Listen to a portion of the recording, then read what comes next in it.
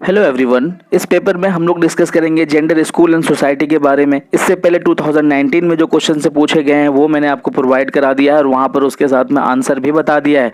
यहाँ पर जो हम लोग डिस्कस करेंगे वो 2017 में। मुझे ये क्वेश्चंस बहुत रेलिवेंट लगे अभी के अकॉर्डिंग जो क्वेश्चन से पूछे जा रहे हैं, तो मुझे लगता है कि आप इसको अच्छे तरीके से समझ लेंगे तो आपका कॉन्सेप्ट बेस पे क्वेश्चन अटेम्प्ट कर पाएंगे। ठीक है, पहला क्वेश्चन देखते हैं यहाँ पर क्या कहा जा रहा है। पहला क्वेश्चन है कि what do you understand by gender. देखो बच्चे, ये जो पेपर है आपका जेंडर, स्कूल एंड सोसाइटी का है, तो फर्स्ट ऑफ ऑल आपको जेंडर को बहुत अच्छे से समझ करके जाना है। और ये जेंडर को एक पूरी तरीके से कॉन्सेप्ट बेस्ड तरीके से मैंने आपको क्रैश कोर्स में समझाया है। जेंडर, स्कूल एंड सोसाइटी के नाम से समझाया है। वहाँ पर मैं आपको लिंक प्रोवाइड करा दूंगा। आपके पास बहुत टाइम है, अभी संडे का टाइम है।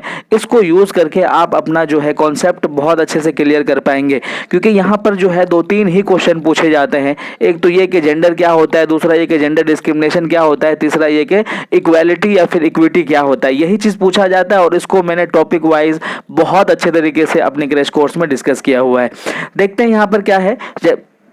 जेंडर से आप क्या समझते हैं? Throw light on gender discrimination and feminism in the present scenario. ठीक है, तो ये कह रहा है कि सिनेरियो में क्या कह रहा है कि ये अभी सिचुएशन के अकॉर्डिंग है ना। प्रेजेंट सिनेरियो का मतलब होता है कि अभी सिचुएशन के अकॉर्डिंग ये जो डिस्क्रिमिनेशन है या फिर ये जो फेमिनिज्म है किस तरीके से आप देखते हैं। ठीक है ना, ऑब्वियसली ये तो आप जानते हैं ना कि जेंडर डिस्क्रिमिनेशन शुरू से होता आ रहा है। ठीक है ना, हर चीज़ों में डिस्क्रिमिनेशन देखने के लिए मिलता है, लेकिन आज की डेट में फेमिनिज्म यानी कि नारीवाद और डिस्क्रिमिनेशन ये कितना ज़्यादा क्या कहते हैं कि यूज टू है या फिर कितना ज़्यादा इंक्रीज हुआ है या डिक्रीज हुआ है, ये सारी चीज़ें आपको बताना है। तो ये आई होप कि अगर आपने इसको अच्छे तरीके से पढ़ा होगा, जो मैंने वीडियोस में बताया है, इवन के प्रीवियस ईयर में भी मैंने आपको बताया डिस्क्रिमिनेशन का क्या मतलब होता है, कैसे आप लिखेंगे, एक एक पॉइंट करके आपको मैंने बताया कि कैसे आपको फैमिली से स्टार्ट करना है, सोसाइटी पे जाना है, फिर एजुकेशन के बिहाफ पर डिस्क्रिमिनेशन दिखाना है, फिर उसके बाद एम्प्लॉयमेंट के बिहाफ पर डिस्क्रिमिनेशन दिखाना है। ये सारी चीज़ें मैंने आपको डिस्कस कर दिया है, वहाँ से आप उसको समझ लेंगे। टाइम वेस्ट करने से कोई फायदा नहीं है।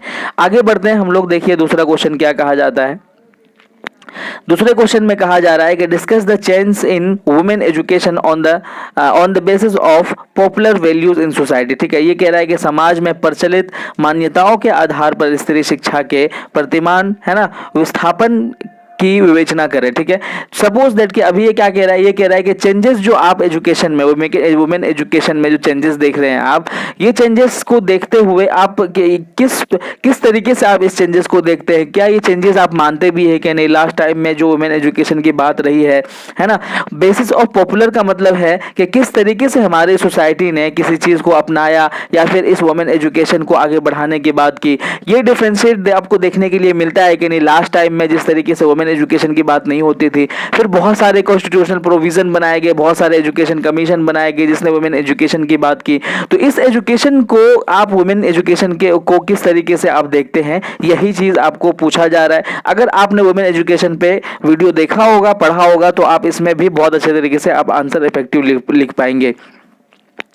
नेक्स्ट क्वेश्चन देखेंगे हम लोग। ये नेक्स्ट क्वेश्चन कहा जा रहा है कि discuss the responsibility of the family in order to call of the gender discrimination in the process of socialization. देखो बच्चे, मैं क्या कह रहा हूँ, जेंडर ही घूम रहा है ना अभी तक, डिस्क्रिमिनेशन ही पूछ रहे हैं ना ये अभी तक। तो आप अच्छे से जा करके आप जेंडर, स्कूल एंड सोसाइटी का जो क्रैश कोर्स है, मैं आपको लिंक प्रोवाइड कराऊंगा, वहां से आप इसको अच्छे तरीके से समझिएगा। ठीक है ना, क्योंकि बार बार इस पर जो है टाइम वेस्ट करना ठीक नहीं है। वहां से आप समझ लेंगे। कोई क्वायरीज होगी, कोई क्वेश्चन होगा तो कमेंट सेक्शन में पूछेंगे, मैं आपको क्या कहते हैं कि रिसेंटली ही आंसर करूंगा। ठीक है, यहां पर वही पूछ रहे हैं कि रिस्पॉन्सिबिलिटी क्या है फैमिली का, किसका, फैमिली का किसमें। देखो हिंदी में आप समझोगे अच्छे तरीके से। समाजीकरण की प्रक्रिया में है ना लिंगी भेदभाव की समाप्ति है तो परिवार के है ना क्या कहते हैं उत्तरदायित्व लिखिए। देखिए लिंगी जो भेदभाव है, आपको पता है ये अच्छे तरीके से कि हमारे सोसाइटी में लिंगी, सोसाइटी में तो क्या, हमारी फैमिली में, हमारे स्कूल में, हमारे सोसाइटी में, हमारे क्या कहते हैं कि हर जगह पर आपको जेंडर डिस्क्रिमिनेशन देखने के लिए मिलेगा। तो ये कह रहा है कि फैमिली का क्या रोल रहा है समाप्त करने में जेंडर डिस्क्रिमिनेशन में। ठीक है, तो आपको देखो किस तरीके से लिखना है। सबसे पहले बताना है कि जेंडर जो डिस्क्रिमिनेशन की शुरुआत होती है वो फैमिली से ही होती है। आपको ये अच्छे तरीके से पता है, जेंडर डिस्क्रिमिनेशन की जो शुरुआत होती है कहां से होती है, फैमिली से होता है।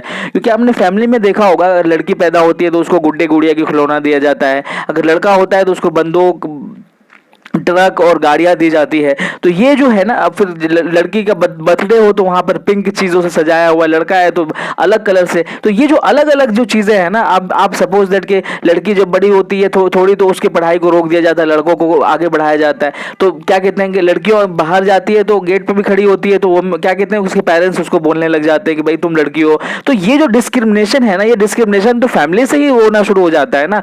तो सबसे पहले जो रोल प्ले करेगा किसको समाप्ति में, डिस्क्रिमिनेशन को समाप्ति में, वो सिर्फ और सिर्फ पहला जो रोल है वो आपकी फैमिली ही कर सकता है। फैमिली ने अगर आपको, जैसे कितने बच्चे, कितनी लड़कियां ऐसी होती है जिसको कि उसके पेरेंट्स क्या कहते हैं, भाई तुम ना मेरा बेटा हो, ठीक है, तुम मेरे बेटे की तरह से हो। तो उसके अंदर भी एक अलग अजीब सा जुनून जगता है कि नहीं, मैं इनका बेटा हूं और बेटे की तरह से करके दिखाऊं। लेकिन ये जो डिस्क्रिमिनेशन है ये आपको फैमिली से शुरू होती है, और फैमिली इसको अच्छे से खत्म तभी कर सकता है जबकि फैमिली उसी तरीके से बिहेव करे जिस तरीके से वो लड़के के साथ में करता है। किसी तरह का डिस्क्रिमिनेशन नहीं करे, वो आसानी से सारे आंसर आप लिख लोगे इसमें।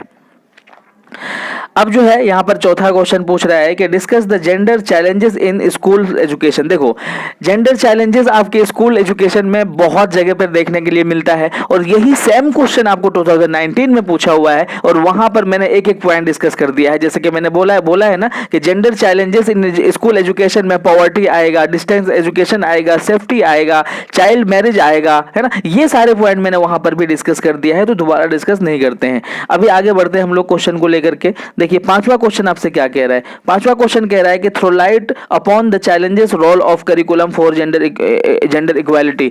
यही सेम क्वेश्चन आपको 2019 में पूछा हुआ है कि करिकुलम किस तरीके से जेंडर इक्वालिटी को लाता है। ठीक है, जेंडर इक्वालिटी को लाता है करिकुलम किस तरीके से। देखिए जेंडर इक्वालिटी सब किस तरीके से चैलेंजिंग बनेगा। ठीक है, throw light upon the challenging role of curriculum. ठीक है, इसको हिंदी में भी आप समझो, अच्छे से क्लियर हो जाएगा। ये कहता है कि लैंगिक समानता है तो पाठ्यक्रम निर्माण की चुनौतीपूर्ण भूमिका पर प्रकाश डाले। ठीक है, लैंगिक जो बराबरी है उस चीज को किस तरीके से रखा जा सकता है, किस तरीके से डिस्कस किया जा सकता है, करिकुलम में कैसे कैसे चीजें इंक्लूड की जा सकती है जिसके यहाँ पर लैंगिक समानता आएगा। ठीक है ना, आपको किस तरीके से देखना है। सपोज दैट आपका करिकुलम है, तो करिकुलम में ऐसा नहीं करना है कि सोशल साइंस जो है वो क्या कहते हैं कि वो लड़कियों के लिए है, होम साइंस जो है वो लड़कियों के लिए है, नर्सिंग का जो कोर्स है लड़कियों के लिए है। इस तरीके से आपको करिकुलम नहीं फ्रेम करना है। ठीक है ना, और अगर आप जो है इंजीनियरिंग का है, फील्ड वर्क का है, डॉक्टरी का है, ये सारे जितने कोर्सेज है वो आप कहते हो लड़कों के लिए है, तो ऐसा करिकुलम आपको नहीं फ्रेम करना है। लड़की और लड़कियों को आप जो है डिस्क्रिमिनेशन या फिर चैलेंजिंग मिला के नहीं करना है। तो करिकुलम को ऐसा फ्रेम करना है जहां पर सारे एजुकेशन सबको मिल सके, किसी तरह की डिस्क्रिमिनेशन की बात ना हो। तो ये करिकुलम का भी बहुत बड़ा रोल होता है आपको किसमें, क्या कहते हैं कि जेंडर इक्वालिटी में। ठीक है ना, जब आप इन सब चीजों को अलग अलग नहीं करेंगे। ठीक है, ये भी समझ में आ गया। लास्ट क्वेश्चन हम लोग डिस्कस करते हैं कि लास्ट क्वेश्चन क्या कहा जाता है। ये कह रहे हैं कि discuss the suggestions introduced by education commission after independence for gender equality. ठीक है ना, स्वतंत्रता प्राप्ति के पश्चात लैंगिक समानता हेतु शिक्षा आयोग के सुझावों का उल्लेख करें। ठीक है, ये इन्होंने दो बात है यहाँ पर। सबसे पहले तो बताना है कि एजुकेशन कमीशन जो है, एजुकेशन कमीशन जो बनाए गए हैं वो जेंडर इक्वालिटी को लेकर के क्या क्या बात करता है। ठीक है ना, क्या क्या सजेशन दिया है, क्या क्या इंट्रोडक्शन दिया है। ठीक है ना, किसके अकॉर्डिंग, जेंडर इक्वालिटी के अकॉर्डिंग। ठीक है, और वो कमीशन कौन से हैं और वो कौन कौन से सुझाव दिए हैं, और आपको क्या बताना है, आफ्टर इंडिपेंडेंस के बात बताना है। ठीक है ना, देखिए इंडिपेंडेंस जब होता है हमारा आज़ाद, तो उसके बाद में बहुत सारी चीज़ें होती है। ठीक है ना, बहुत सारी चीज़ें, बहुत सारे प्रॉब्लम फेस करता है हमारा इंडिया। उसी में सबसे जो गंदा रोल होता है वो होता है एजुकेशन का। एजुकेशन तो वुमेन क्या, वो आदमियों को भी नहीं मिल रहा होता है। ठीक है ना, आदमी भी नहीं पढ़ रहे होते हैं क्योंकि उनसे उनका अधिकार छीन लिया जाता है। तो धीरे धीरे से जब ये एजुकेशन डेवलप करता है तो आदमी पढ़ना शुरू करते हैं। उसी के बाद यहाँ पर वुमेन के साथ में डिस्क्रिमिनेशन वाला, इनइक्वालिटी वाला रोल प्ले होता है, जहाँ पर बहुत सारे कमीशन बनाए गए जाते हैं, बहुत सारे कॉन्स्टिट्यूशनल प्रोविजन बनाए जाते हैं। बेसिकली आपने पढ़ा होगा कि 1957 से क्या कहते हैं कि प्लानिंग ऑफ एजुकेशन कमीशन बनाना शुरू होता है, जो बेसिकली किस पर बात करता है, गर्ल्स एजुकेशन पर बेसिकली बात करता है। और आपने सुना होगा क्या कहते हैं कि एक कमेटी बनाई जाती है 1957 में, के बाद में जो एक कमेटी बनाई जाती है, national committee on women education बनाया जाता है। ठीक है, national committee on women education बनाया जाता है। ये कमेटी किसके थ्रू से बनाया जाता है, गवर्नमेंट ऑफ इंडिया के थ्रू से बनाया जाता है। और इसकी जो चेयरमैन होती है, इसकी जो सबसे बड़ी और क्रांतिकारी बात होती है, इसकी जो चेयरमैन होती है वो होती है श्रीमती दुर्गाबाई देशमुख। ठीक है, श्रीमती दुर्गाबाई जो देशमुख होती है, ये सबसे बड़ी बात होती है कि फीमेल इसकी चेयरमैन होती है। National committee on women education की फीमेल एक चेयरमैन होती है और उसके बिहाफ पर इन्होंने बहुत ज्यादा वुमेन एजुकेशन की बात की और बहुत अच्छे अच्छे सुझाव दिए। ठीक है ना, तो यही आपसे पूछ रहा है और इसी तरीके से आपको कुछ कमीशन लिखने हैं और ये सारे कमीशन, सारी चीजें आपको, सारा आंसर टॉपिक वाइज आपको gender, school and society crash course में बहुत इजीली मिल जाएगा। इसके बाद हम लोग जो है कंप्लीट समरी डिस्कस करेंगे जो आपका किस पर होगा, सिलेबस पर होगा, जेंडर, स्कूल एंड सोसाइटी पे। आप, आई होप कि आपको ये वीडियो भी हेल्पफुल रहा होगा। आप बच्चों के साथ भी शेयर करें जिन बच्चों तक ये वीडियोस नहीं पहुंच पाती है। Thank you so much video देखने के लिए।